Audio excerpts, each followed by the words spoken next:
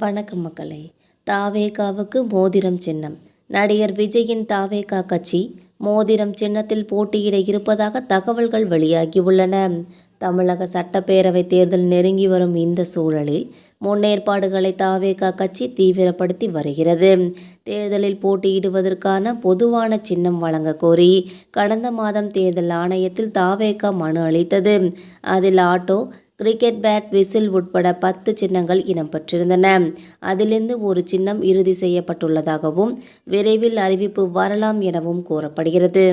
அதன்படி தாவேகாவின் சின்னம் 4 தமிழ் எழுத்துக்களை கொண்டதாக இருக்கலாம் என்றும் அது மோதிரமாக இருக்கக்கூடும் எனவும் தகவல்கள் கிடைத்துள்ளன. இது குறித்து தாவேகா வட்டாரங்களில் விசாரித்த போது கட்சியின் சின்னம் பெண்களை எளிதில் ஈர்க்கும் விதமாக மக்களிடம் சுலபமாக கொண்டு சேர்க்கும்படி இருக்க வேண்டும் என விஜய் விரும்புகிறார். அந்த வகையில் மோதிரம் சின்னம் தனித்துவமான பிராண்டாக மாறும். சின்னம் குறித்த அறிவிப்புக்காக கட்சியின் தொண்டர்கள் ஆவலுடன் காத்திருக்கின்றனர் என்றும் கூறியுள்ளனர்.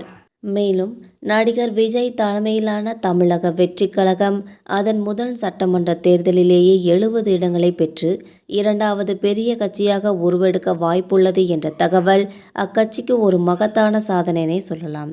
இது விஜயின் நட்சத்திர பிரபலம், இளைஞர்கள் மற்றும் நடுநிலை வாக்காளர்கள் மத்தியில் ஏற்படுத்தியுள்ள தாக்கம் ஆகியவற்றை காட்டுகிறது. விஜயின் அரசியல் பிரவேசம் குறிப்பாக அதிமுகவின் பாரம்பரிய வாக்கு வங்கியை வெகுவாக பிரிக்கும் என்ற அரசியல் விமர்சகர்களின் கூற்றுக்கு இந்த சர்வே முடிவுகள் மேலும் வலு சேர்க்கின்றன சொல்லலாம். இருந்தாலும் இது வெறும் ஆரம்ப கட்ட சர்வேதான் என்பதையும் தேர்தல் கள நிலவரம் இன்னும் மாறக்கூடும் என்பதையும் கவனத்தில் கொள்ள வேண்டும். இந்த கருத்து கணிப்பு முடிவுகளின்படி எந்த கட்சிக்கும் பெரும்பான்மை கிடைக்காமல் தொங்கு சட்டமன்றம் ஏற்படவே அதிக வாய்ப்புள்ளது. 234 இடங்களை கொண்ட சட்டமன்றத்தில் திமுக 90 மற்றும் தாவேகா 70 இடங்கள் மட்டுமே கிடைக்கும் நிலையில் எஞ்சிய கட்சிகளின் ஆதரவு ஆட்சி அமைப்பதற்கு அத்தியாவசியமாகும். இந்த சூழலில் தமிழக வெற்றிக் கழகத்தின் தலைவர் விஜயின் முடிவு என்னவாக இருக்கும் என்பதே அரசியல் களத்தின் மிக முக்கியமான வினாவாக உள்ளதுன்னே சொல்லலாம். 70 இடங்களை பெற்றிருக்கும் தாவேகாவின் நிலைப்பாடு தமிழகத்தின் அடுத்த ஆட்சியை தீர்மானிக்கும் சக்தியாக மாறும் என்பதில் சந்தேகமே இல்லைன்னு சொல்லலாம். மொத்தத்தில் இந்த சர்வே முடிவுகள் அதிமுகவின் வீழ்ச்சியையும் தாவேகாவின் எழுச்சியையும் உணர்த்துவதாக இருந்தாலும் இது இறுதி முடிவல்ல.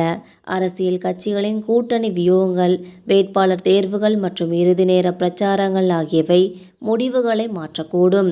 மேலும் இந்த சர்வேயில் மொத்தம் 195 இடங்கள் மட்டுமே குறிப்பிடப்பட்டிருப்பதால் மீதமுள்ள 39 இடங்களை எந்த கட்சி பிடிக்கும் என்பது கேள்விக்குறியாக உள்ளது.